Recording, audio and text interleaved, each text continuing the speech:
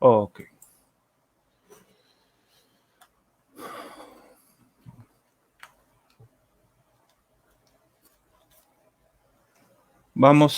Yo voy a ir, buenas noches, ¿no? Buenas noches a todos.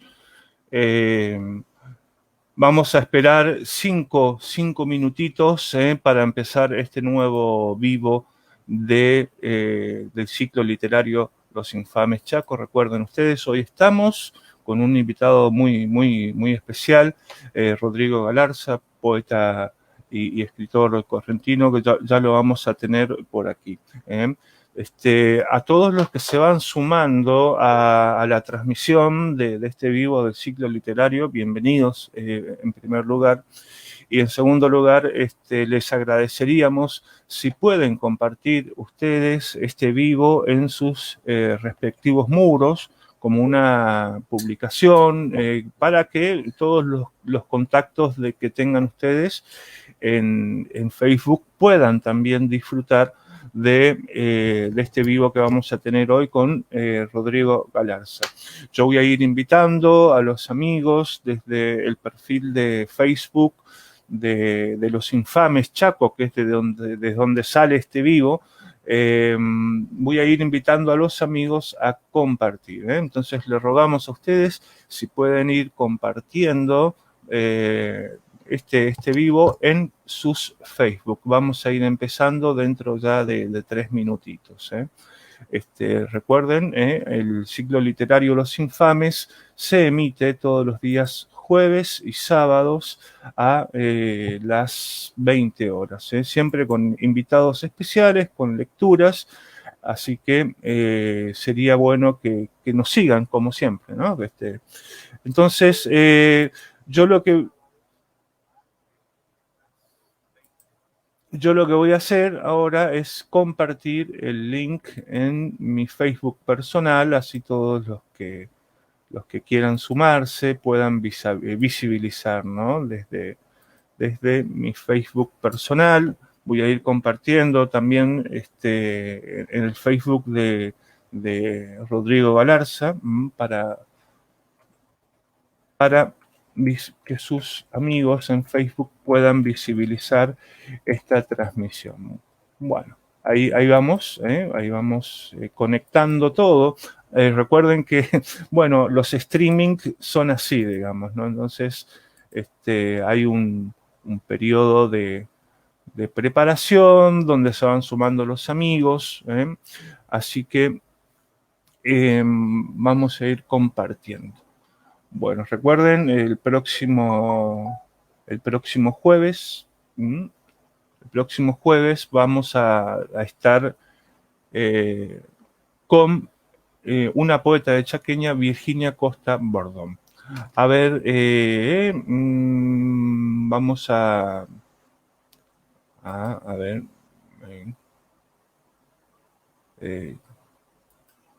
Bueno, ya prácticamente va siendo la hora. Me voy a fijar si... Bienvenidos a todos los amigos, a los seguidores que vienen disfrutando, como siempre, de este ciclo literario nuestro, ¿no? El ciclo literario de Los Infames. Bueno, yo tengo allí un problemita con Facebook. Ahí está. Bien. Ahí está. Bueno. Estamos...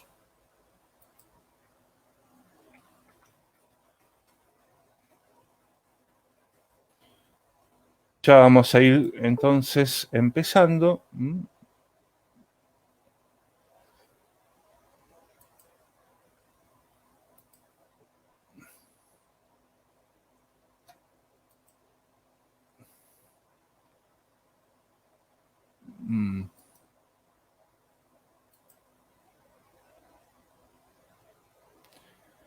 Ahí, Rodrigo Galarza, vos que tenés tu Facebook configurado en privado, podés compartir el link, bien, no estoy pudiendo compartir en tu Facebook. Si divisás el Facebook de los infames, Chaco, hay que copiar el link y pegarlo, digamos, ¿no? Bueno, ya siendo como siempre, puntuales nosotros, ya siendo las 20:06, vamos a ir largando este ciclo literario Los Infames Chaco. Bienvenidos, vamos.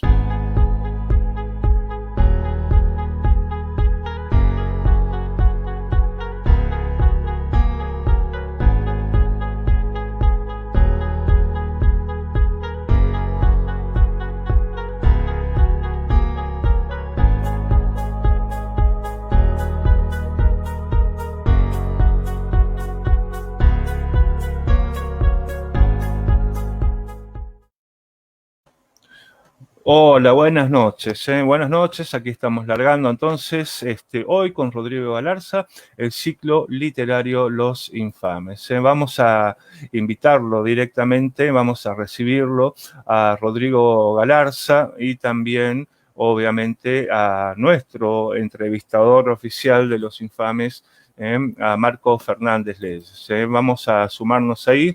Hola Rodrigo, hola, ¿cómo estás? Ah, perdón. Ahí, a ver, Buenas noches, ahí, tarde. hola. Hola. Ahora sí. Ahí se escucha. Sí, Vale, sí, hola, hola, buenas noches. En primer lugar, muchísimas gracias por la invitación. Para mí una alegría inmensa poder compartir desde tan lejos y sabiendo que las orillas de pronto se juntan para hablar de esto que nos interesa especialmente en estos tiempos de mucha soledad y de mucha incertidumbre, que es la literatura. Así que sí. encantado de poder compartir con ustedes. Gracias, Rodrigo, porque la verdad y bueno, ya antes de ir empezando, ¿no? con la entrevista y tus lecturas, vamos a hablar también de ese tema, de este tiempo tan particular que estamos viviendo. Pero déjame presentarte, vamos con tu currículum literario, vamos a presentarte. ¿Querés que lo presente, Mario? Así ¿Lo tenés por podés allí? manejar tranquila la transmisión. Por supuesto, Mario. Bueno, Años de dale. hacer de Waykeeper. Ahí está. Hola, Rodrigo, buenas noches. Te saludo ya de Hola. paso oficialmente ahora.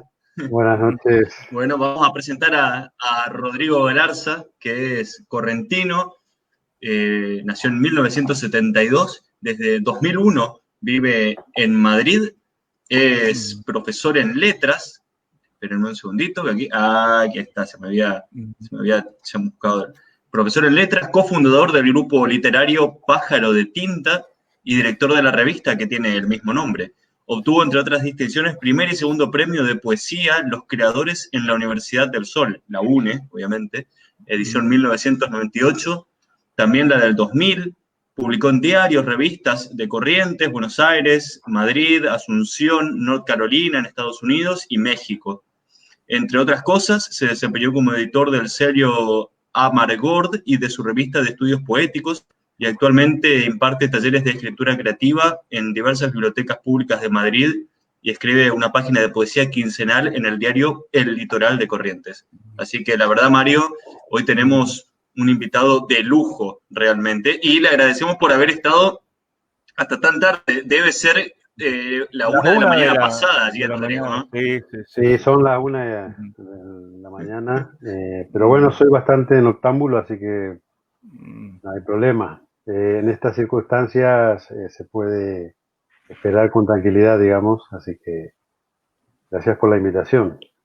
Ahí recordamos que publicaste Soles Dormidos en el 92, Cuentionario, bien, Ráfagas de Pájaros, y después, bueno, tenés varios poemarios y una novela. Bueno, Diluvio de la Memoria, En la Memoria, El Desierto de la Sed, Parque de Destrucciones, Dietario del Sur, Urubamba, y la novela El Agujero. Esas publicaciones que vos nos enviaste y que todos los que están viendo este vivo, ingresando al evento Ciclo Literario Infame Rodrigo Galarza, Lecturas y Entrevistas, pueden ver incluso allí las tapas de los libros de Rodrigo.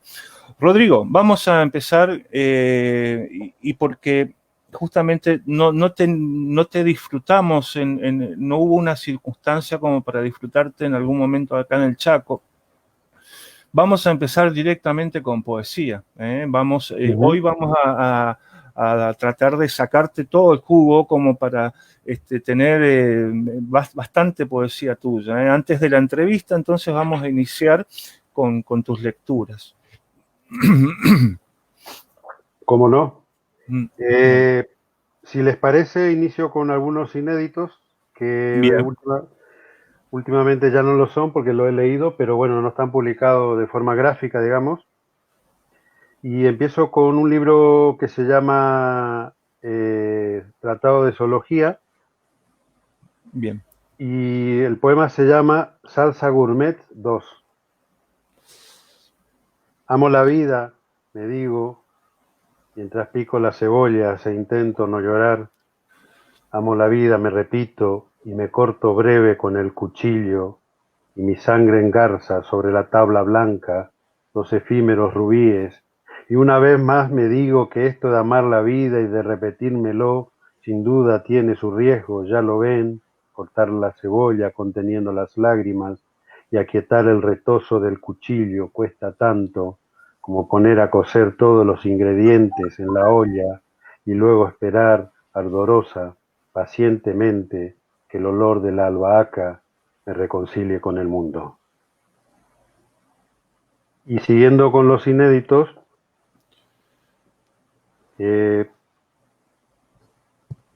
muy breve, valió la pena esperar. Hemos sido mártires, respetando los números. Cada quien ha guardado silencioso su turno en la carnicería. Perfecto. Seguimos con otro inédito. Si lo encuentro, sí, parece que sí. A ver si pasa eso. Mendigo. Voy a pasar frente a él. Ya huelo la osamenta. Su barba espesa trepa mis silencios. Aprieto mis manos adentro de mis bolsillos. Me acerco con los ojos tirados en el piso. Me acerco. Huela la osamenta. La sangre de una guerra que no es mía. Aprieto mis manos adentro. Más adentro. Ya estoy frente a él. Frente a su templo invisible. Él me dice algo mientras su sangre golpea en mis sienes. Una guerra que no es mía me dice algo desde sus uñas mugrientas, desde su boca cerrada. Me dice algo que yo, en medio de una guerra que no es mía, finjo que no entiendo. Ahí estamos. Poemas inéditos, Poemas inéditos. Estos son poemas inéditos. El criador. Justamente vamos a empezar un poco con la entrevista, Rodrigo, con la producción, la creación literaria en esta época tan particular, ¿no? ¿Ha sido propicio este tiempo de la angustia, este tiempo del encierro para la creación literaria? ¿Se pudo escribir? ¿No se pudo? Es un tópico que le estamos preguntando a todos los escritores porque realmente por allí puede ser un impedimento o puede ser también una motivación para escribir. Sí, ¿cómo fue en tu caso? Mi caso fue más que nada, no tanto de escritura, sino más que nada de lectura, de ponerme, entre comillas, al día con algunas lecturas muy atrasadas que quería hacer. Así que he estado abordando algunos ladrillos, por decirlo así, y escribir un poco sobre todo corregir algunas cosas que tenía y escribir cada tanto, no como hubiese quisiera todo este tiempo, una novela, una cuarta novela con la que estoy trabajando, pero la verdad que no he escrito tanto, sí, sí he leído y he mirado bastante por la ventana mientras me tomo unos mates. Para mí eso, ese ritual literal y no tan literal constituye también un acercamiento a una escritura que vendrá en algún momento, aunque no se efectivice, en el momento no se efectivice, en algún momento sí lo hará. En ese sentido he escrito sin escribir, como se dice, ¿no? Pero creo que son tiempos muy extraños que cada uno lo toma de diferente manera. En mi caso lo he tomado con bastante tranquilidad, pero la última parte del confinamiento fue bastante duro, sobre todo en la distancia, no sabiendo que estoy lejos de mis seres más cercanos, a pesar de que aquí estoy con mi pareja. Pero también tiempo para reflexionar y saber un poco y entender que el ser humano en general ha sido muy soberbio en muchos aspectos y esto no es ninguna novedad. Y saber que a lo mejor necesitamos menos cosas para vivir y menos tonterías y ojalá que este replanteo del mundo y del sufrimiento en muchos aspectos nos replantee realmente y no simplemente queramos volver a la rutina anterior que con permiso de mucho era bastante miedosa. Sí. Un caramelo porque... Está. Sí, y bueno, sí, ya pasando a la pregunta de Marquitos, pero todas las realidades allí en Madrid, en España y acá también en el Chaco, en Resistencia, son realidades duras, muy duras. Hemos perdido a mucha gente y por eso esto del agobio yo lo siento en el escritorio, ¿no? Lo estoy palpando y a veces sí nos queda ese camino de la lectura, de la reescritura, porque por ahí es agobiante, el encierro también es agobiante. Sí, el encierro, sobre todo cuando te cortan un poco la rutina que tenías. Yo creo que en el caso del arte o aquellos que consumimos arte, no solo que intentamos escribir o pintar o lo que sea, aquellos que consumen arte han tenido ventajas respecto a otras personas que no han podido quizás, me imagino, llenar algunos espacios. Sin embargo, Sí. aquel que le gusta la música, la pintura, el arte, el cine, ha tenido la posibilidad de replantearse muchas cosas y de poder ver o rever o descubrir muchas cosas. En ese sentido, me parece bastante patético el tratamiento que han dado tanto en España como en Argentina, según he podido ver, a la parte de ayuda a lo cultural. Digamos, la pandemia, o sea, el encierro se ha basado en en la industria cultural para que la gente no se vuelva loca. Sin embargo, esos productos que han consumido la gente, hay que pagarlos, hay que hacerlos, hay que ayudarlos. Muchos artistas han quedado, como muchos sectores de la economía, no es una queja solamente de ese sector, pero porque todos los sectores de la economía están, digamos, ahogados, ¿no es cierto? Pero en el caso de los productores de la industria cultural, han aportado lo suyo, ¿no es cierto?, en todos los aspectos. Y creo, no sé, la Argentina me parece que sí también, pero España ha descuidado bastante el apoyo directo. Ahora están sacando ayudas y demás, que no sé si llegarán a tiempo. Rodrigo, y en este sentido, viene bien esto que planteas y lo mismo que vos decís respecto al valor del arte para atravesar los momentos de crisis, es un tópico que surgió en todas las entrevistas que venimos realizando en este ciclo.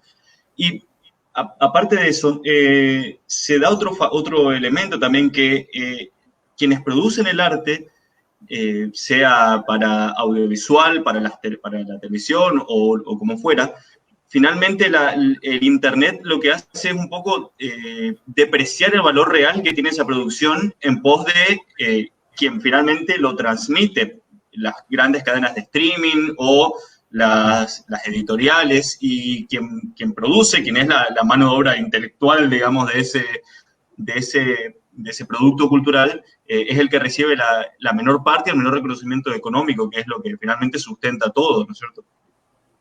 Sí, eso es una falla que tiene este sistema, perdón con las palabras, estamos ya de noche, tarde al menos para Sí. mí. El sistema de mierda en el que vivimos Mm, tiene eso, ¿no es cierto? Es un fallo del sistema de que el que produce, el que produce el contenido se lleva muy poco, pero no solo ahora en la pandemia ni en estas circunstancias extraordinarias, sino siempre. De todos modos, yo creo que no hay que ponerse en plañidero y llorar, simplemente hay que seguir mm, avanzando, seguir escribiendo, seguir pintando, produciendo música.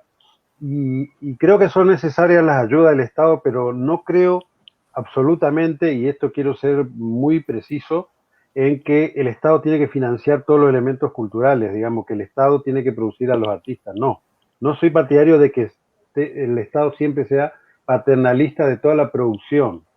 mm, Simplemente dar algunos cauces, algunas becas, algunas ayudas puntuales que sean necesarias, ¿no es cierto? mm, Pero el arte tiene que ser lo más independiente posible, porque si un artista empieza a recibir siempre subvenciones desde un lado o con una orientación determinada, quiera o no, va a incurrir en una especie de autocensura.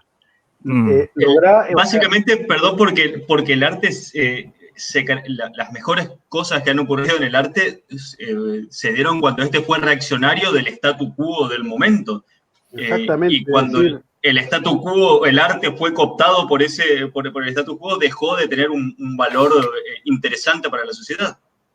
totalmente, el arte, en eso estoy de acuerdo con ese postulado que tenían los surrealistas, algo así, mm, como que la belleza debe ser convulsa o no lo es. En ese sentido, mm, esa rebelión que tiene que haber en el arte tiene que trascender el propio espíritu de quien lo crea, que es una especie de medium, y con eso no estoy tampoco hablando de medium en el sentido más mm, estricto y vieja de la palabra, sino simplemente que trascienda al propio individuo mm, y la independencia viene de ahí, viene de que dentro de lo que pueda, dentro del lenguaje que uno maneja, ya sea la poesía, el pictórico, el musical, eh, se las vea solamente con sus propias limitaciones, no con las limitaciones del entorno. Es decir, evidentemente cuando el entorno es más favorable para que haya una difusión artística es mejor, pero tampoco mm, creo que todo el entorno tenga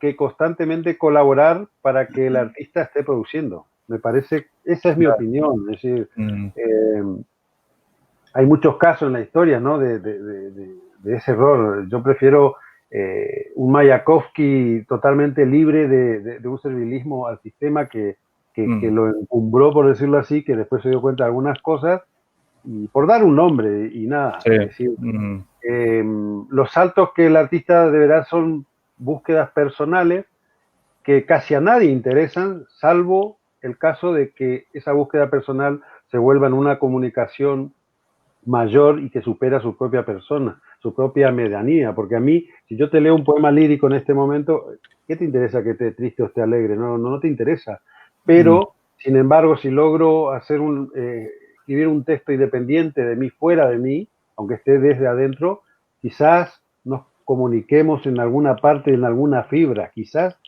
o no. mm. Vamos diciéndole a los amigos que están conectados, la verdad que hay mucha conexión, que si quieren enviarle alguna pregunta, hacer alguna pregunta a Rodrigo, nos ponen allí en un comentario. Vamos al segundo tramo de tus lecturas, Rodrigo. Vamos a disfrutar entonces de otras lecturas tuyas. Yo dispongo de acá de algunos, y esa es la pregunta que te adelanto, ¿no? La circulación, la difusión de la poesía, si está en un estado periférico o digamos, en qué lugar está en el mundo editorial. Bueno, vamos a tus lecturas y después reformulamos la pregunta. Bueno, antes de ir con algunos editados, algunos poemas editados, Uh-huh. eh, decir que el libro, parte de lo que leí, Tratado de Zoología, es el primer libro que he intentado escribir a través de un concepto, el primer libro de poemas para mí nuevo, a través de escribir, a través de desarrollo de una tesis, digamos. Estaba un poco cansado de lo que estaba haciendo, intenté ir por otra búsqueda y simplemente para despedirme de ese libro voy a decir un poema de 2 versos que ya lo he recitado por ahí y que habla un poco de los tiempos que estamos viviendo y dice: el juego no consistirá en quemarse a lo bonzo, sino en descubrir quién hace de su cuerpo una lámpara. De Parque de Destrucciones. Alguien nos mira de los muros, quizás el dolor que levanta ciudades o el dios atroz que ensaya en circos romanos, en prostibularios de la ternura. Se les pudre los ojos a los profetas del neón, se les pudre durante el día, pero el sarcoma baila, cantan los gusanos, alguien nos mira desde los muros, alguien trepa las tapias, como una fósil enredadera que todavía arde, no alcanza la morfina que brota de las cloacas, no alcanzan la cloaca de los bares, no alcanzan los bares donde entre parábolas y parabólicas colgamos los trofeos del infierno. Pero hay más, mucho más. Estoy solo. Voy al Coliseo a prenderme fuego. La castellana parte desde mis piernas y no regresa. Me miro sin regresar. Suelta sus amarras la noche y se oye una sirena. Sin embargo, el barco se queda zozobrando en mis jugos gástricos, peristáltico velamen. Y todos vivíamos sin vivir en nosotros, y todos moríamos sin morir, y algunos resucitábamos sin vivir, pero habrá más.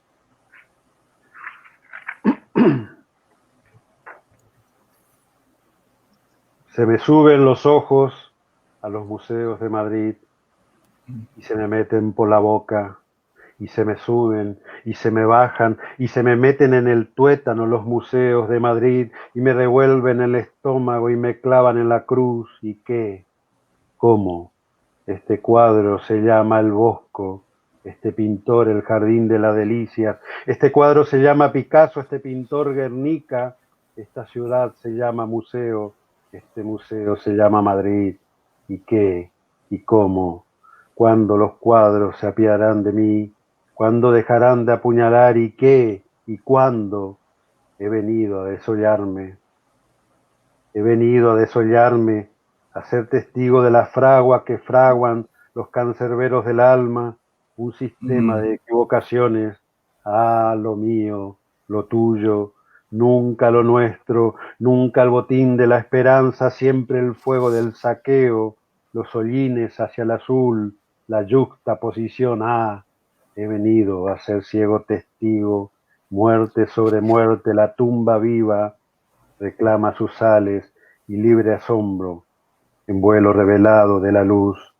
He venido y otros vendrán y se irán, igual que yo con ríos de silencio, lamiendo mis huesos incendiados.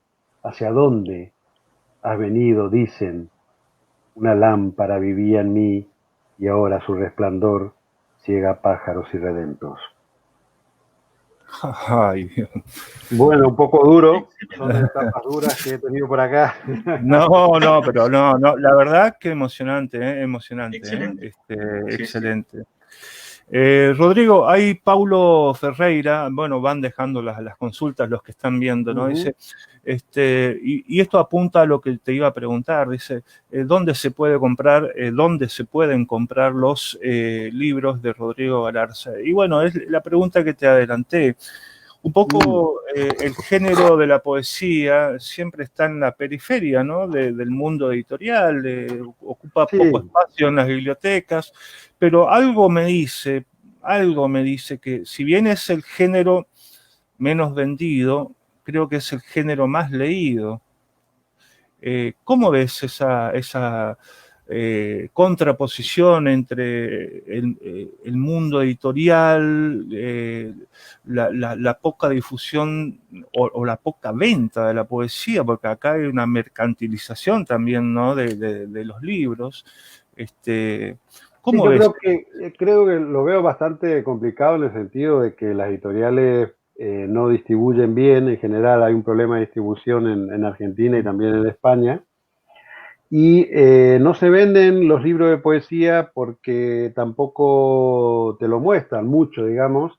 No, no me parece mal que se venda, que sea también un producto bueno o malo, pero que tenga la posibilidad de llegar al lector, ¿no es cierto? Yo creo que no le dan una trayectoria, un camino, un lugar en las librerías, en los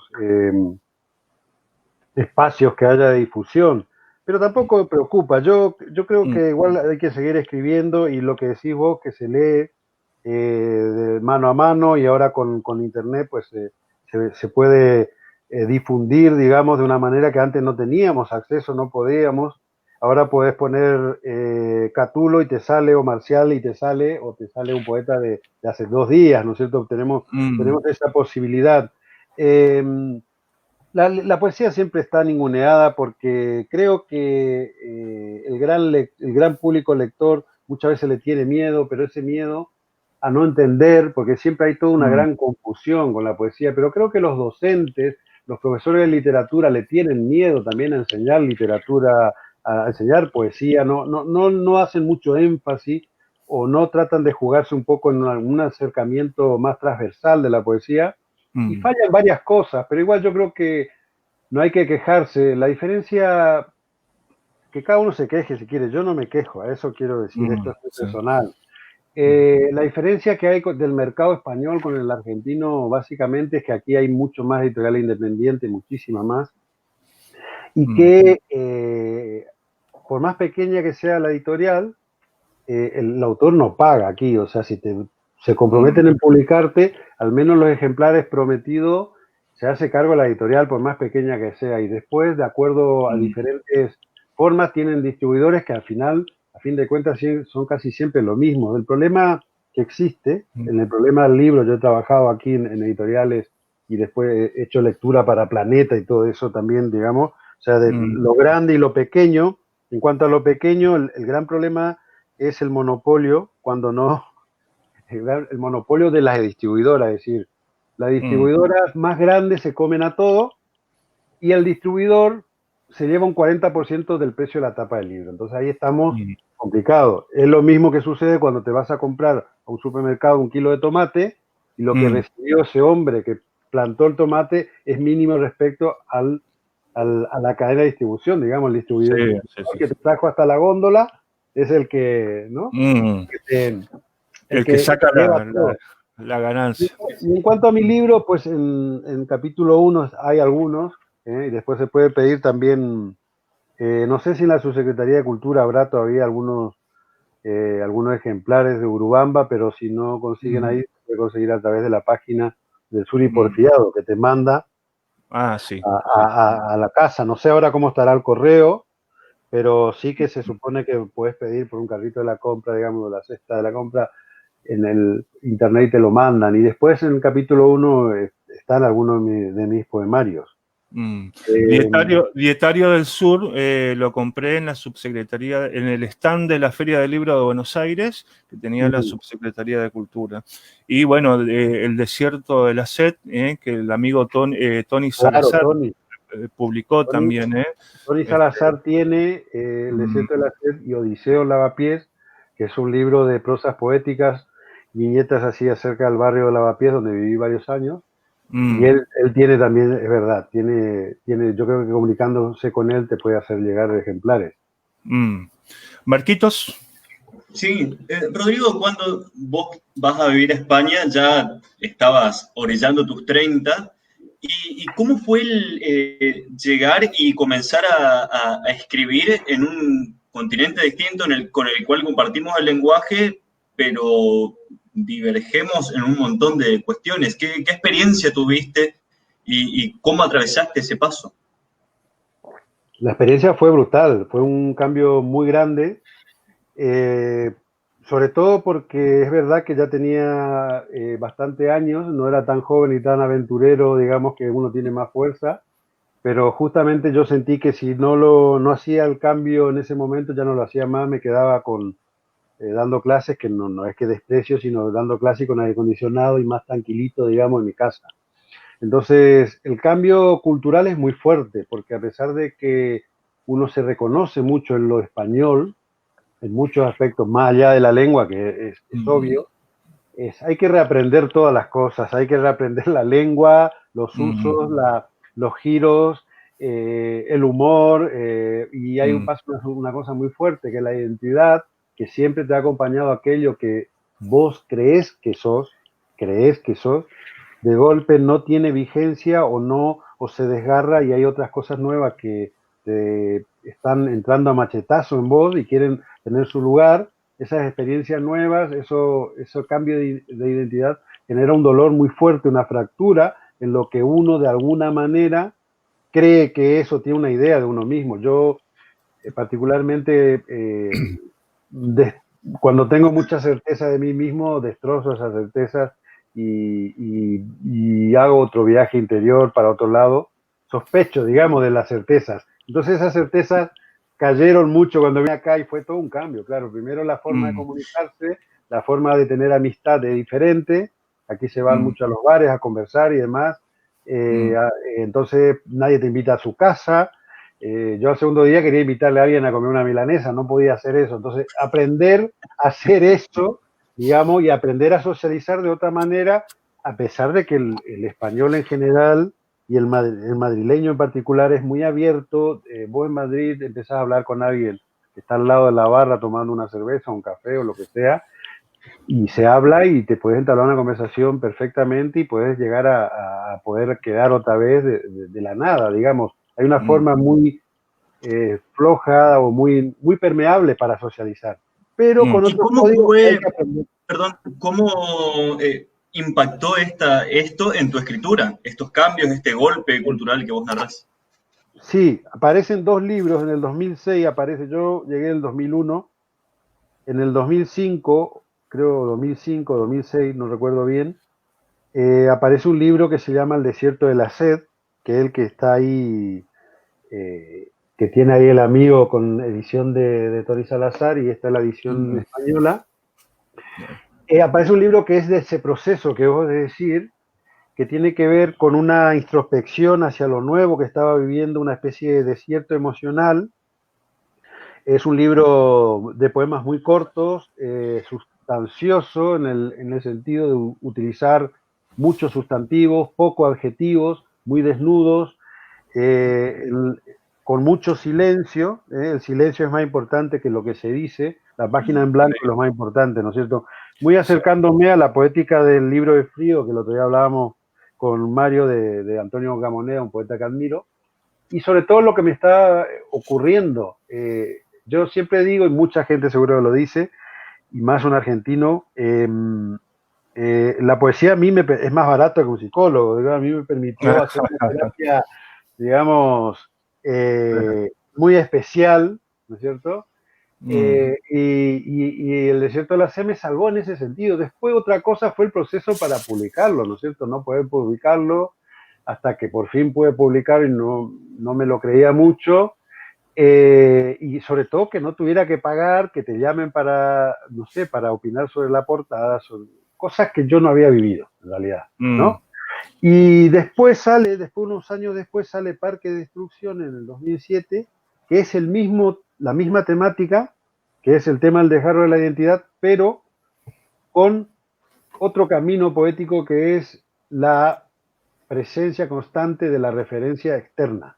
El desierto de la sed es un desierto hacia adentro de ese desgarro de la identidad, en tanto que Parque de Destrucción es lo mismo, pero con referentes propios que es de Madrid. Está afuera, están los referentes, un lenguaje más coloquial, más poema río, con muchas imágenes, más cercano a los beats, muy diferente, digamos, aunque el tema es el mismo, el resultado es diferente, pero el arranque es justamente lo que te contaba, lo que les contaba, ese desgarro, ¿no es cierto?, de la identidad, esos olores, sabores, esas costumbres que uno tiene o esos recuerdos de la infancia o de toda su trayectoria de vida, no es que no te sirva, porque sí te mantiene en una integridad, pero esa integridad por momentos se desgarra y ahí es donde viene el dolor.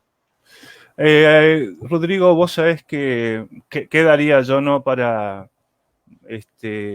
tener una ronda de lectura del grupo Pájaros de Tinta, volver de Madrid a Cacatí, el origen, ¿no?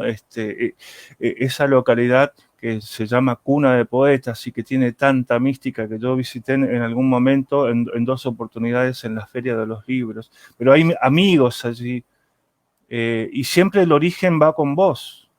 Sí, sí, por supuesto. Cacatí está presente no solo porque ahí están mis padres y mis hermanos, sino porque ahí está donde comienza la historia, ¿no? Donde uno abre los ojos al mundo. Y especialmente Cacatí, a su vez, no solo porque ahí crecí por mi infancia y adolescencia, sino porque a su vez fue también una pequeña base en la que empecé a escribir, ¿no es cierto? Y a publicar mis primeras cosas. Y ahí fundamos con José Alarcón y Fabián Brizuela y otra gente el grupo Pájaro de Tinta, que empezó como una juntadita hasta que salió una revista. Yo recuerdo perfectamente el primer ejemplar que hice de Pájaro de Tinta, lo hice sin saber prácticamente nada en el Wostar 6, me acuerdo que era el programa. O sea, una revista que me ve un diseñador y va a decir, pero ¿esto qué es? Bueno, entonces, ¿Y te parece si los hablamos con los pájaros de tinta? Claro, sí, sí. Eso sería... Ah, eso no sabía. Están ahí. Están ahí los pájaros de tinta. Espera que voy a servir otro vasito que tengo acá. Los amigos de pájaros de tinta. Sí, me suenan sus caras, sí, un poco. Están cada vez más guapos todos, ya ves. ¿Escondieron el vaso acá, Rodrigo? ¿Escondieron el vaso, Rodrigo? ¿Ya escondieron el vaso para poder aprovechar a usted y tomar todo o qué? Como decía, están tímidos, bebedores de versos y de vino, decía Alarcón, con una cierta picardía. Pero claro, siempre siempre hay que recordar la máxima del poeta latino Horacio: no quedarán los versos de los bebedores de agua. O sea que la historia hace bastantes siglos, o sea que por algo los muchachos que están ahí están respaldados. Le gusta además Horacio. Acá hay otro muchacho también. No sé si lo Hola, Rodrigo, ¿cómo andás? ¿Cómo está? ¿Cómo está, Facundo? ¿Todo bien, che? ¿Salud? Vaya sorpresa, salud. Ahí Estefanía Ceballos dice, ¿qué producción? Dice, no, pero la idea de este ciclo era recrear un poco una ronda de lectura con los pájaros de tinta, así que me gustaría que inicies vos, siga Facundo y sigan los muchachos ahí en Cacatí. Facundo está acá en Resistencia, los muchachos allá en Cacatí, así que recrear una ronda de lectura del grupo Pájaros de Tinta. ¿Te parece bien empezar, Rodrigo? Sí, con mucho gusto. Voy a leer algún poema corto y así doy lugar a los muchachos. Un poema justo que tiene la palabra pájaro, ya que estamos en Pájaro de Tinta. Uh-huh. Y el vuelo se hizo carne, pájaro diamante, sangre de aurora, y desafié la gravedad y me fui, arrastrando el aire de la ausencia, llevando mi dolor a otro espacio de la muerte. Perfecto. Así que ya le doy... Facundo. Voy a leer este poema que se llama Arcontes. Y son los arcontes, para quienes no conocen, son especie de pájaros, porque son una suerte de espíritus malignos, por lo general siempre son malignos los arcontes. Una suerte tipo, parecido a los dementores de Harry Potter, ¿viste?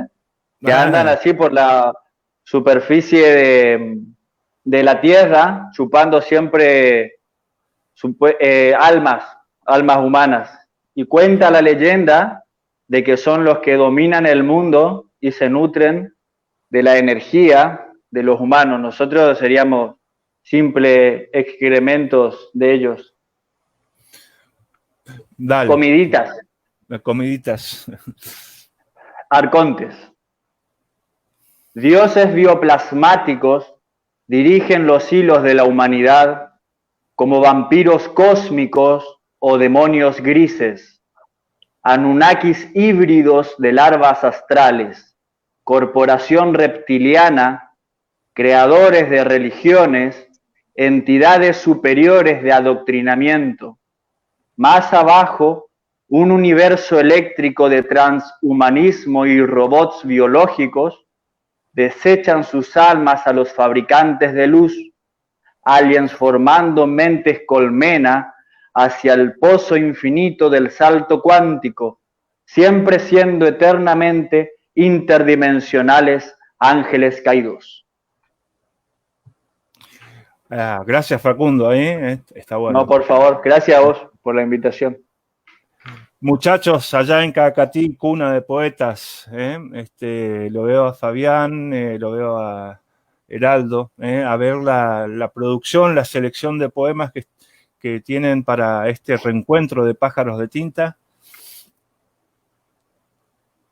Bien, acá estamos con el amigo Baucho también, con unos litros de más, pero está, lo importante, unos kilos. Vamos a comenzar la próxima página. ¿Te parece? Dale. Bueno, qué gusto compartir esta ronda y qué bueno sorprender a Rodrigo en esta madrugada. Hola. Es verdad lo que dice Heraldo, yo creo que Gaucho está esperando el momento que termine esto para ir a tomar algo, pero bueno, vamos a tener que hacer el esfuerzo para... ¿Ya te escapaste de tu casa? Para Rodrigo no se enoje. Bueno, voy a compartir un tema y ahora hacer el puntapié inicial. Este es un poema que hace referencia a un sueño, digamos, un sueño donde uno buscó un poco los caminos del verso, ¿no? Y dice: un hambriento mendigo de versos camina la noche. Tiene los bolsillos cargados con migajas de pan y de luceros. Mientras camina los arroja invariablemente a las palomas oscuras y la luna alta. La noche es un camino largo. Los pasos son devorados por sombras. Una mano sarmentosa arrastra una canasta vacía con olor a muerte. En la esquina, recostado sobre un farol tuerto, estoy yo, erguido sobre la arena desnuda, predicador del evangelio del silencio y la poesía, vendedor de milagros blancos y promesas efímeras, paria, mendigo sin manos y con los ojos colgados del cuello. En medio del sendero hay una cruz mayor, rodeada de luces enmohecidas que se hunden en la tierra como hincándose ante su soberana. A la sombra de un árbol está la tumba de mi padre.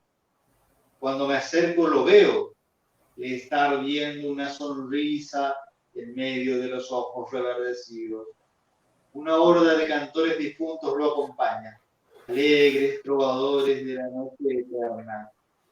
Un niño sale de su paraíso de juguetes y arrastrando una sandía me tiende su mano. Yo, liviano y sin pausas, lo sigo y desaparezco. Perfecto. Heraldo, ¿tenés por allí un poema para ir? Sí. Ahí Gaucho va a leer, el próximo entonces mantenemos el orden.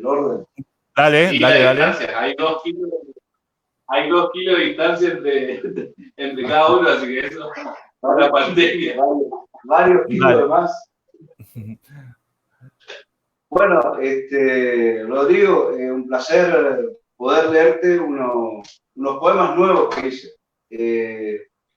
Siempre insistí en que sigas escribiendo, te agradezco mucho porque siempre me estás dando ese ánimo para continuar, ¿no es cierto? Así que agradecido. Bueno, acá tengo mi primer libro. Esta es una anécdota que quiero compartir con Rodrigo que nunca le comenté, ¿no es cierto? Pero bueno, tuve la gran suerte de que los dos grandes poetas acá de Cacatí, José Alberto Alarcón y Rodrigo Galarza, puedan escribir, echar un poco de tinta sobre mi primer libro, El Trino de la Carne. Y esta anécdota lo hice con Rodrigo, ¿no es cierto? Porque cuando yo hacía garabatos, bueno, salió este libro El Trino de la Carne y le pedí a Rodrigo que me haga el prólogo, ¿no es cierto? Y bueno, se tardó un poco Rodrigo porque suele tener ese tardar es propio de Rodrigo. Bueno, me acuerdo, no sé si recordás, Rodrigo, no sé si recordás, Rodrigo, que nos juntábamos en la cafetería donde siempre te ibas vos ahí por Junín, en Corrientes. Sí, al Meca. Meca, exactamente. Bueno, me entrega, Rodrigo, ahí lo que había escrito, ¿no es cierto?, para el prólogo de eso. La verdad que para mí siempre, en esos momentos, fue una sorpresa enorme, porque no sabía ni lo que estaba escribiendo, ¿no es cierto? Empezaba a escribir poemas, yo entendía que eso era poesía, entendía. Y bueno, después nos despedimos del café que estábamos con Rodrigo y bueno, subí al colectivo, ¿no es cierto? Y recién leí lo que había escrito Rodrigo. Y la verdad que fue el golpe más exacto sobre lo que yo escribí, ¿no es cierto? De tal manera que recién me enteraba yo de lo que estaba haciendo, pero era cierto lo que Rodrigo escribía ahí. Fue una impresionante cómo le dio en el punto exacto de lo que yo estaba escribiendo. Me agarró entonces en el colectivo una especie de nostalgia, ¿no es cierto?, de alegría y tristeza, porque era fuerte lo que estaba ahí, ¿no es cierto?, que era lo que nunca me di cuenta que realmente estaba haciendo, ¿viste? Así que esa es una anécdota que nunca te conté, Rodrigo, de aquella vez. Casi lo hiciste llorar, Rodrigo, bueno. en el colectivo. Ahí vamos con... Vamos con tu... Llorar, ¿viste? Pero bueno. Vamos con tu poema. Vamos allí. Bueno, leo un poco de poema. Voy a leer unos poemas cortos, nuevos. Bien. Número 7. Gira un molino roto, como las hienas alrededor de la carroña. Mis dedos cierran los ojos sobre el piano amarillo. Y mientras me desnudas, un beso cae al fondo de tu cuerpo. Poema 9. Mientras el oscuro día amanece en mis ojos, duermes en mi memoria como un río lleno de diamantes. Hay un territorio deshabitado en mi pecho, en cuyas hierbas dolorosas hundo mis manos. En mi camino solo hay cuervos que rodean las muertes. Poema 12. Los astros hierven en mi pecho. Los relámpagos son ciudades en los ojos de la noche. Una mujer se sienta, piensa que su corazón es un bosque lleno de pájaros y mira hacia el infinito de otra provincia. Yo saco un papel oxidado y escribo sobre esa mujer que me piensa. Nada más, un placer compartir con Rodrigo estos poemas nuevos. Está bueno eso de motivar a los escritores a publicar. Está muy bueno, la verdad que es un ejemplo muy, muy interesante. Heraldo, vamos. Sí, no, simplemente para contar el cierre del Gaucho no contó todas las anécdotas. Fue tanta la emoción que tuvo que se fue, pagó el boleto y se bajó del colectivo y siguió caminando. Típico de Gaucho. Bueno, yo voy a compartir un poema también nuevito con ustedes, no tiene título todavía, y dice: yo sé que hay mundos que se construyen de utopías y otros donde falta el pan y sobra la esperanza. Yo sé que mientras los medios comercializan la desgracia y la política se abastece de los sueños, hay pueblos que se levantan, izan sus cantos y siembran pájaros entre tanto cemento, con el solo afán de verlos volar. Yo sé que hay mundos que se construyen del otro lado de las cámaras y en ese mundo están haciendo los hermanos que yo quiero. En ese mundo está tu casa, en ese mundo te tengo, hermano mío. Y ahora pasamos con Mati, que preparó algo también en este caso de música, ¿no? Hola, buenas noches, Rodrigo, un placer. Muchas gracias por la invitación y voy a hacer una canción de Rodrigo y de Tato Ramírez que me gusta mucho y que se llama Monte. Un chamamé lejano anda por mis venas, habla de la cual nostalgia me desangra. ¿Qué más puedo hacer sino cantar herido o traer a mi pueblo en mi ventana? En un cerrar y abrir de ojos, mi infancia me atropella con un rumor de palomas y de duendes insolados. Todo lo que nubla allá brilla como un sueño, que venga nomás la siesta a curarme el corazón, que si Cacati aparece me pondré a inventarlo yo, que si Cacati aparece me pondré a inventarlo yo. Upa. Bueno, menos mal que tengo acá una botella entera todavía, porque esto... Muchas gracias. Bueno, la sorpresa está ahí, Rodrigo. Te queríamos traer Cacatí aquí a este vivo.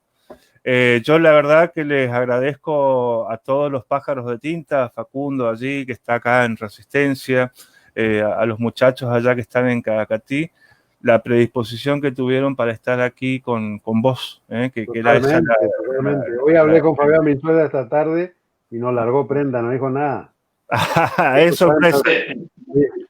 Aguantó bien. Aguantó bien. Muchachos. Gracias, por la invitación. A Rodrigo por permitirnos compartir con vos también. Sí, pues.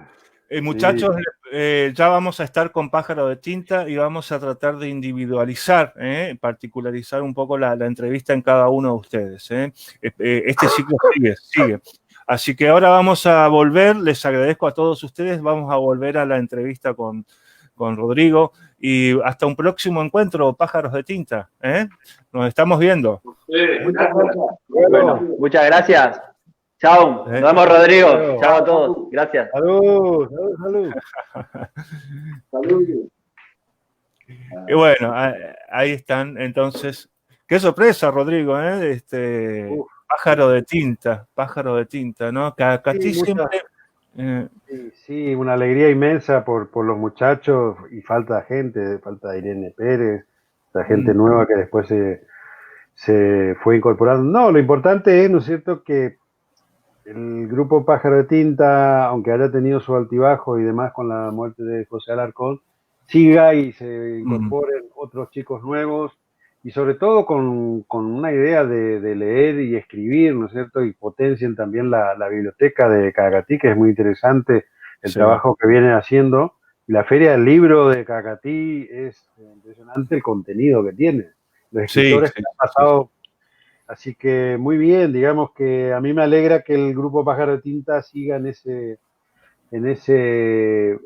esa vía de ir reincorporándose la gente nueva, ¿no es cierto? Lo importante es que haya nueva generación, que sigan leyendo, que sepan quiénes fueron Gordiola Niella, David Martínez, y que tomen como propio la idea de que se puede hacer cosas, de que el camino de la lectura siempre es un camino no solo de placer, sino de absoluto conocimiento y creador de un pensamiento independiente ante las cosas, ante el mundo, ¿no es cierto? O sea, tener la posibilidad hoy en día de poder acceder a libros de manera virtual o en la propia biblioteca es muy importante, ¿no es cierto? Después hay un grupo de la biblioteca de personas mayores, jubiladas, que encuentran también un camino, un cauce para seguir colaborando con el pueblo, y eso me parece fantástico, ¿no es cierto? Que estén todas las generaciones juntas, digamos, mezclado, ¿no? Claro, y vos ya retomando un poco, hablaste de José Alarcón, ¿no? Y la poesía tiene nombres propios y nombres que por ahí también te marcan, a vos como poeta, como autor, digamos, y llegan incluso a influenciar en tu escritura, digamos. ¿Qué nombres propios tenés vos digamos, en esto de la creación literaria? Y como poeta tengo varios correntinos, que cuando digo varios correntinos, digo el barroco americano, digo la suma de tradiciones, no estoy hablando solamente de... Cada poeta es y vos lo sabés, es un compendio de muchas voces que con el tiempo se van decantando, si uno quiere o si uno busca o no, o a lo mejor no quiere decantarse, no lo sé. En mi caso particular, a mí me influyó mucho, en principio, Sánchez Aguilar, un gran amigo mío durante muchos años, y Francisco Madariaga, ¿no es cierto? Sí. Y después también uno va dando el salto, va filtrando por otro lado, de acuerdo también a las vivencias que uno va teniendo o al el cauce que busca necesario para de expresividad, ¿no es cierto? Es decir, quizás ahora mi poesía ya no es tan, en su momento fue un poco más cargada o más surrealista, y ahora quizás esté más llena de emociones o de vivencias o de pequeñas reflexiones que cada tanto hago acerca de la realidad, ¿no es cierto? Entonces van cambiando. Antonio Gamoneda, entre los españoles, por ejemplo, en su momento Vicente Alexandre. También una época me tuvo loco el poeta español Vicente Alexandre con esa posibilidad que le daba a la O. Cuando escribía, en vez de poner I, ponía una O y te saltaba a otro verso brutal. Entonces, el estudio de toda esa tradición y demás tradiciones, el Lorca de Poeta de Nueva York, por ejemplo, Sí. y los poetas, algunos poetas beat, también, algunos poetas beat me han interesado. La poesía norteamericana tiene una serie de hallazgos que no encontramos en nuestra lengua o que encontramos remozado, y eso también me interesa mucho, ¿no es cierto? Pero sobre todo ir estudiando todas las tradiciones, ir leyendo lo que se pueda, ¿no es cierto? Agotar las posibilidades de lectura, y así que creo que soy un compendio de muchas voces. Claro. Marquitos. Rodrigo, hoy hablabas de que en uno de tus libros, a propósito, habías trabajado sobre la prevalencia de los sustantivos sobre los adjetivos.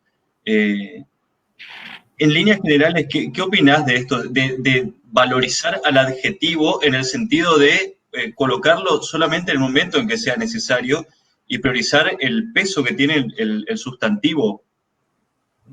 Sí, bueno, hay un poema muy importante, muy didáctico de Vicente Huidobro, que dice que el adjetivo, si no agrega o no hace brillar al sustantivo, mata al sustantivo. Yo no es que esté en contra del adjetivo, simplemente, de hecho, mis primeros libros, Diluvio en la Memoria o Relámpago de Crepúsculo, son bastante adjetivados y bastante profusos, como el siglo de oro español y su descendencia hacia el barroco americano, digamos. Pero en el libro El desierto de la sed, por alguna razón, quizás por ese desierto interior que estaba teniendo, me acerqué más al sustantivo y al verbo desnudo, digamos. La sugerencia venía a través de eso. Por supuesto que tiene también adjetivos, ¿no es cierto? Los adjetivos, y vos sabés, son hablador, me dijo el compañero, no he tenido la oportunidad de leerte todavía. El adjetivo narrativa también tiene que estar bien puesto. O sea, la lengua te exige, ¿no es cierto? Cuando uno, los grandes escritores, los grandes maestros en que uno se fija, y los grandes poetas tienen la posibilidad de escribir una lengua extranjera dentro de la lengua. Es decir, generan unos giros que están dentro de la lengua, pero que al ser dicho, de cierta manera, como lo dicen ellos, generan como la extranjería de la lengua. Por ahí hablaba de eso un poco Ricardo Piglia. Y el caso de Borges, por ejemplo, Borges es el mejor ejemplo de cómo adjetiva, parece, y el brillo que le da ese adjetivo al sustantivo es tan fuerte y tan preciso que, aunque lo reconozcamos como el castellano, como nuestro, parece otra lengua en el uso, ¿no es cierto? Cuando dice en el poema conjetural, y ya el íntimo cuchillo en la garganta, en el poema conjetural, por ejemplo, ¿no es cierto? De yo, Francisco de Asís de la Pía. Era prácticamente un científico del lenguaje, claro, seleccionando al extremo. De la etimología de la palabra, pero también usada de modo tal que no resulte pedante. Borges puede ser pedante por otras cosas, pero no al final en el uso al final humilde del lenguaje, con una gran sabiduría. Puede ser pedante en sus respuestas, que se reía de todo el mundo, ¿no es cierto? Eso no, ya yo ni quiero juzgar, simplemente esa maestría que tenía para manejar la lengua castellana, al final es una cosa humilde, porque la precisión es tal que se impone de una manera que, digamos, es como que si fuera otra lengua. Es decir, los grandes poetas tienen esa capacidad de poder, nadie en la unánime noche, cuando empieza Ruinas Circulares o algo así, ¿no? En ese comienzo ya estamos diciendo un montón de cosas, digamos, o nos está poniendo en una situación muy curiosa, en alerta, digamos, o toda la sutileza, ¿no es cierto? Y respecto al adjetivo, yo no es que esté en contra de la profusión de adjetivo, puede ser también un hallazgo y puede ser un recurso de repetición, o puede ser entrar y salir en los adjetivos, es maravilloso. Es decir, para eso nuestra lengua nos permite, ¿no es cierto?, un montón de cosas, y la poesía de diferentes tradiciones se permiten a su vez también el acercamiento al lenguaje poético a través de diferentes maneras, ¿no es cierto?, de diferentes caminos. Si uno lee el cuervo de Carver, por ejemplo, de Raymond Carver, ¿dónde está el poema? ¿Dónde está la poesía? A lo mejor, más allá de lo que perdamos en la traducción, nos damos cuenta que la poesía está, el sentimiento poético está cuando el cuervo vuela otra vez. Es decir, el poema no está ahí, en los versos, está en otro lado. Y esa especie de resonancia que da la lengua usada de un modo diferente, que no tiene explicación al final, porque la poesía no explica nada, afirma algo, ¿no? Aunque después queramos ver como afirmación. Es decir, ¿cómo podemos explicar el sabor de no sé si sea Borges o quién, el sabor de una fruta? No tiene explicación, no hay que explicar nada. Pero aparte, esto que decís vos, ¿no es cierto?, que finalmente el sentido de la producción artística no la da el creador, sino quien la recibe. Totalmente. El lector, el televidente, lo escucha. Totalmente. La construcción termina, el artefacto termina con el lector, y hay tantos lectores, tantos textos como lectores. Nos pasa a nosotros mismos con nuestros propios textos, o con textos de autores que nos gustan, que volvemos a releer y no nos gustan tanto, o nos gustan más, es otro el texto. ¿Por qué? Porque tú, vos, en tu actitud, tenés otra carga, tenés otra expectativa, tenés otra gana, otro conocimiento, otro desdén. Entonces, eso juega mucho, ¿no?, el lector, y cuanto más posibilidades tenga de interpretación, no estoy hablando de que tenga que ser críptica o no críptica la poesía, no me meto en eso, cada uno que escriba como quiera y como pueda. Realmente no. Y esto se cierra, perdón Mario, esto se cierra con lo que decías hoy de la importancia, que lo que más importa en una página es el blanco. Como periodista, cuando estábamos en la gráfica, siempre nos decían esto: privilegien el aire en la página, el blanco, que quede espacio, que no esté saturado, que no esté cargado.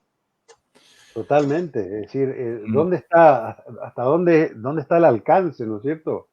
Tú pones un contenido en un continente que es una forma que le das, pero después hay varias lecturas y cuando más, más brillo puedes sacar una frase, mejor. Es decir, cuando más síntesis tiene una frase, mejor. No quiere decir que no puedas escribir un poema de 100 versos, sino de que cada frase esté apretado, digamos, ¿no es cierto? Ahí te voy a transmitir ahora una preguntita, pero primero vamos a disfrutar un poco más de tus lecturas. Hay mucha gente que estuvo comentando por allí, pero tengo una pregunta de Rosalía Montenegro, que nos está viendo, una chica de San Roque, que vive en Corrientes, que estuvo acá. Ahora te la transmitimos. Disfrutamos tu lectura, Rodrigo, y vamos a ir dando... Bueno, voy a leer algo de Dietario del Sur. Ahí está.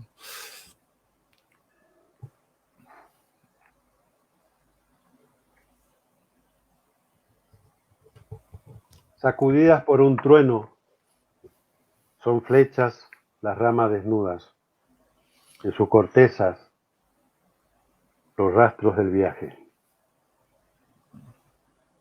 Hay algo desesperado que vive en el fondo de mí y me saluda con pañuelos de sangre.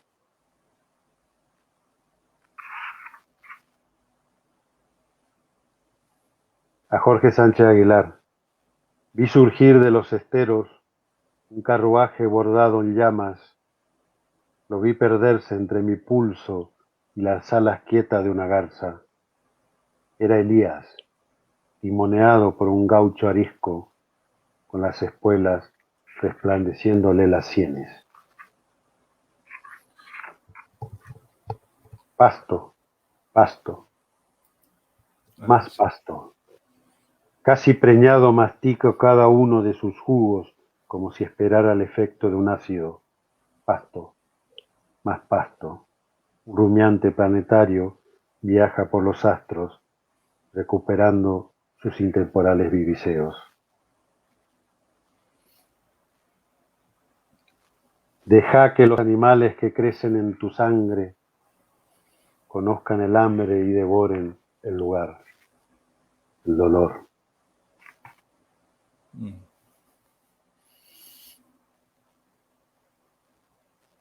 El niño que fuiste te sonríe enseñándote el oficio de cetrería.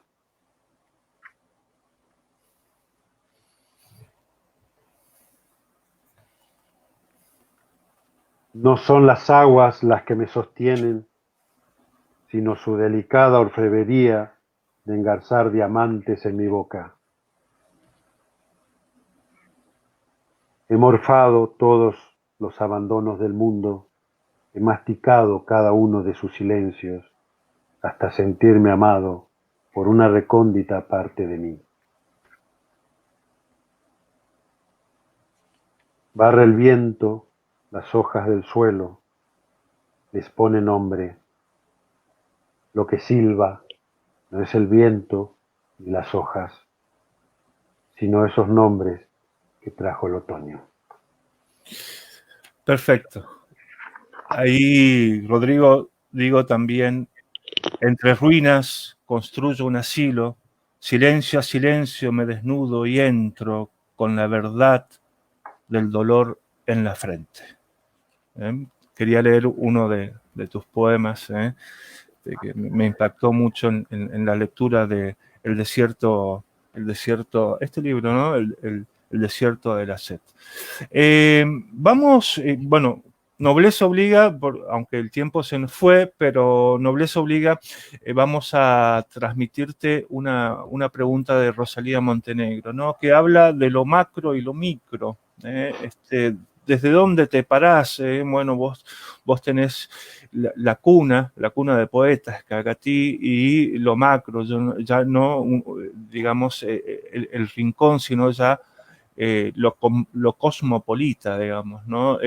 ¿Conservás ambos ambientes o hoy tu pluma va más allá, ¿no? A lo universal, a lo cosmopolita?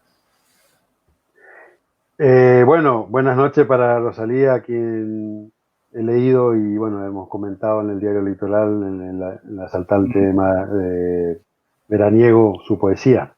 Así que un saludo especial para ella.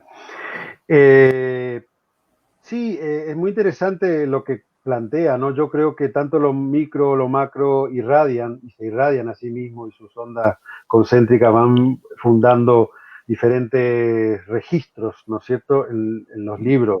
Evidentemente mi salida de corrientes, no solo mi salida de corrientes, sino yo tenía pensado ir a Buenos Aires, a fin de cuentas, por más diferente que sea de corrientes, era Argentina, los códigos eran los mismos, ¿cierto? Yo di un salto más, que es una ciudad grande también como Madrid, pero a su vez unos códigos diferentes que me permitieron poder acceder un poco a diferentes visiones y también te van torciendo, por decirlo así, no, torciendo no es la palabra, te van agrandando el imaginario, las lecturas, las tradiciones, vas conociendo otras cosas, otra forma de comunicarte, y eso sin duda se toca entre lo micro y lo macro.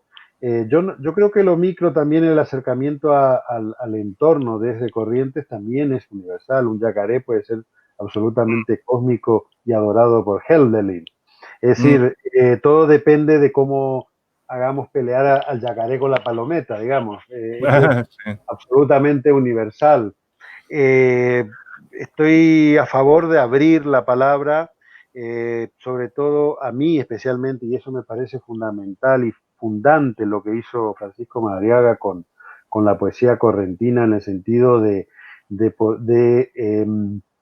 tomar temas muy correntinos, de tomar el paisaje correntino, los gauchos correntinos, y alejarlo de lo folclórico y llevarlo a él mismo dice, un canto cercano, aunque no popular.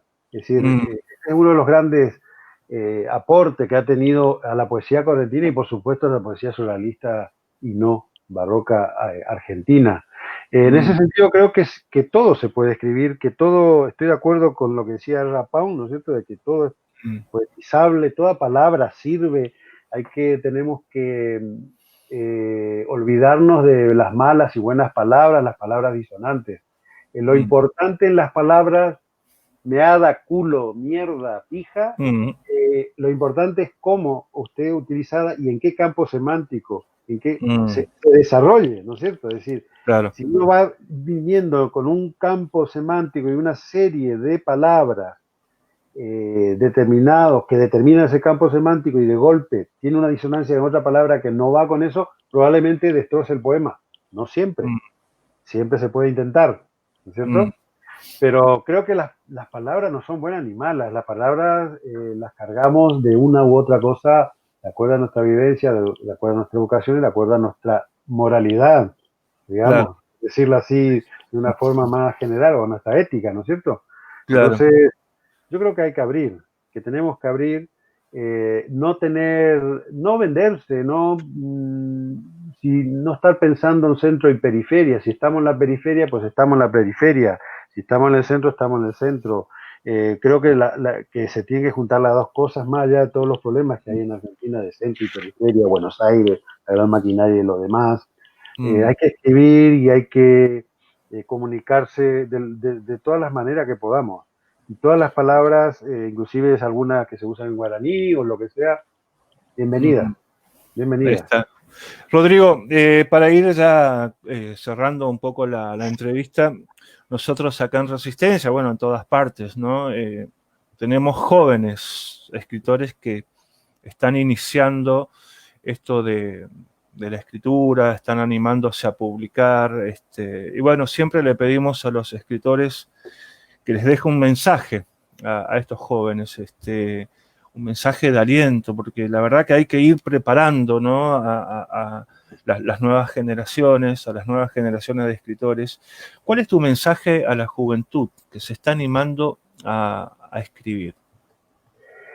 En primer lugar, que lean mucho, que agoten la posibilidad de lectura de la poesía, no solo porque el conocimiento para poder escribir es una herramienta muy importante, sino porque para descubrir el goce de la poesía y descubrir aquello que no se entiende y que nunca se va a entender del mundo, pero que sin embargo lo hace más amable, más cercano al otro, que agotemos la posibilidad siempre de lectura, que no nos paremos siempre en las certezas absolutas, no existen, que algunas certezas nos pueden ayudar a caminar, pero si se destrozan por alguna razón, hay que crear y fundar otra certeza, escribir mucho, no tener miedo a escribir, no tener miedo a corregir, no tener miedo a tachar, a tirar a la basura lo que no consideremos potable por lo que sea, por su calidad, porque no estamos preparados para lanzarlo. Si se puede publicar en algún momento, muy bien. Las críticas siempre vienen bien, pero no hay que hacer caso a todas.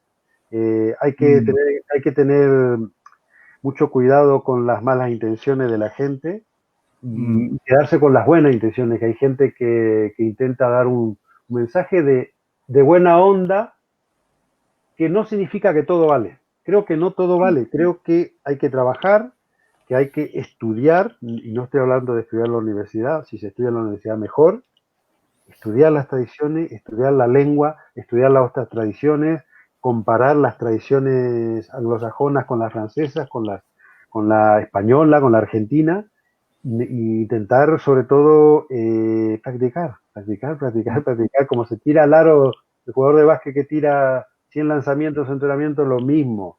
Hay que escribir mucho y darle, y no esperar el resultado inmediato. Eso lo digo yo desde solamente de mi experiencia. Hay poetas que no corrigen tanto o lo que sea, me parece bien. Simplemente es una opinión. Lo de publicar, yo no puedo decir nada porque publiqué muy temprano. El primero no tuve que haber publicado, pero lo publiqué y me sirvió para darme cuenta de que era muy malo y de que no tenía que publicar más. El segundo poemario se llama Diluvio en la memoria. El boceto le mostré a Sánchez Aguilar, me dijo, mira, esto tenés que rehacer todo, esto no sirve. Así me dijo de fuerte, pero yo confiaba en él. Lo rehice todo. Ya no le quería mostrar más, claro. Ya tenía un poco de miedo y hasta que le mostré, y ahí sí me ayudó muchísimo. A mí Sánchez Aguilar en ese sentido me ayudó muchísimo. En su momento, Juan José Folguerá, por ejemplo, o el mismo Francisco Madariaga fueron muy generosos conmigo. Yo en eso no me puedo quejar. Son voces importantes que fueron generosos. Entonces, ¿cómo no vamos a ser generosos con lo que vienen? Tenemos que no tener miedo. Hay que atropellar la empalizada. No hay otra. Justamente este ciclo virtual también está dirigido a los jóvenes y bueno, los jóvenes están conociendo, los que nos siguen, a todos los autores que por allí no tuvimos la oportunidad de tenerlos aquí en Resistencia, gente de Córdoba, de Buenos Aires, vamos a tener gente del interior del Chaco, ya tuvimos gente del interior de Corrientes, así que la verdad que este ciclo virtual me está gustando porque nos está uniendo y nos estamos conociendo, así que yo te agradezco en nombre de todos los infames, somos un grupo bastante grande. Tu predisposición, pasaron, fíjate vos, mirá cómo pasó el tiempo, 1 hora 23 minutos, y la verdad que nos quedamos cortos porque da para seguir hablando. La verdad que es mucho tiempo y agradezco la invitación y la paciencia de usted y de la gente que está ahí, y por supuesto especialmente la sorpresa que me dieron con los muchachos de Pájaro de Tinta. La verdad que esa fue una sorpresa muy emotiva, muy emocionante. Y agradezco muchísimo y espero que sigan pudiendo alentar a los más jóvenes, ¿no es cierto? Es decir, tomar las cosas buenas de los mayores que alguna vez te ningunean o no, pero tomar lo bueno y entonces hacer lo mismo. Es decir, yo cómo no voy a tratar de alentarle a lo que Acatí, a mí, Alarcón, que casi no me conocía, porque no fue mi profesor, me alentó mucho, me ayudó. Claro, tengo que devolver... tengo que devolver, digamos, eso, y otra gente, ¿no es cierto? Entonces, así que le agradezco mucho, va un abrazo muy grande y espero que cuando esté por allá podamos tomar un café, unos vinos o tomar un asadito. Dale, Rodrigo. La verdad que un placer, Rodrigo. Te agradecemos mucho. La verdad que un placer, fue un placer tenerte por acá. Hasta la próxima. Hasta la próxima. Chau. Gracias, Rodrigo. A ti. Ahí pasaba Rodrigo Galarza. La verdad, Marquitos, la verdad, sin desperdicio esta entrevista con Rodrigo Galarza. Empezó hablando Rodrigo de muchos temas, ¿no? De su vivencia en España, de cómo le afectó, bueno, él se fue en el año 2001, de cómo ve la poesía, haciendo como un análisis también de la entrevista, de cómo ve la poesía y de las personas que lo influenciaron. ¿Qué te quedó a vos, Marquito?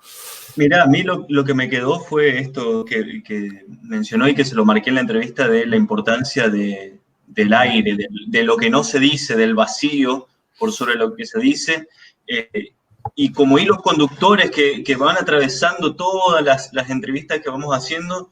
Por un lado, las recomendaciones. Nadie puede escribir el género que sea el que se dedique si antes no ha leído muchísimo. Exacto. Y nadie tampoco puede pretender hacer bien las cosas si antes no las practicó hasta el cansancio y falló hasta el cansancio. Y no resignarse. Creo que esas son las cuestiones que marco, porque me parece que van siendo puntos que se unen en todas las entrevistas y demuestran que son cuestiones a tener en cuenta al momento de lanzarse a la escritura. Y también me gustó esto que dijo respecto a que más allá de que existen muchísimos obstáculos para publicar si uno no forma parte del mainstream, de la gran vitrina, tampoco debemos caer en el fatalismo de decir, bueno, yo no llego porque hay un pez gordo que come todos los otros pececitos en el estanque. No, hacer el camino, recorrerlo igual y aprovechar algo que también marcan todos los que entrevistamos, esta potencia que genera en la discusión de los trabajos culturales el desarrollo de Internet y de las redes sociales. Gracias Rosalía Montenegro, Mónica Rodríguez Villaverde, Blanca de Formosa, Walter Fernández, Belkis Larcher de Tejeda, ya vas a estar Belkis con nosotros, César Rosenthal, Carolina Grillo, Esteban González, que estuvo con nosotros, Héctor Luis Ojeda, Gran Infame, Jorge Alasevich, gracias por seguir, Silvana Carranza, Laura Virgile, Paulo Ferreira, Bárbara Lockett, Rosalía Montenegro, Francisco Galarza, desde Cacatí, Estefanía Ceballos, ya vamos a estar con Estefanía Ceballos, Rosa Soto, María Betina Fernández, Ana Livia Plurabel, bueno, hay mucha gente aquí. La verdad, y creo, Mario, que hoy hemos llegado a nuestro récord de visualizaciones en vivo del programa. Realmente ha sido excelente la respuesta y para mí fue un gusto escuchar a un autor de este tamaño. Realmente me podría quedar horas escuchándolo y aprendiendo. Sí, la verdad que yo no tuve el gusto de tenerlo a Rodrigo frente a frente, ni de compartir una ronda de lectura, pero tenerlo hoy, la verdad que fue muy emocionante. El próximo jueves, vamos a estar con Virginia Costa Bordón de Sáenz Peña. Vamos a estar continuando entonces con este ciclo virtual de lectura Infames. A todos ustedes, muy buenas noches. Y vamos a seguir con este ciclo por mucho tiempo. Yo creo que lo vamos a extender porque nos está sirviendo, es muy aleccionador, nos está sirviendo de mucho. Así que vamos a estar entonces todos los jueves a las 20 horas y los sábados también a las 20 horas. Marquitos, muchas gracias por haber compartido con nosotros. Gracias a todos los infames. Andrea Sampaolesi se sumó, Nilda y Mirce Paredes. Bueno, mucha gente. Gracias por todos y nos encontramos el jueves con Virginia Costa Bordón de Sáenz Peña. A las 20 horas. El jueves a las 20 horas, entonces, con Virginia Costa Bordón. Muy buenas noches y a cuidarse. Chao, hasta luego.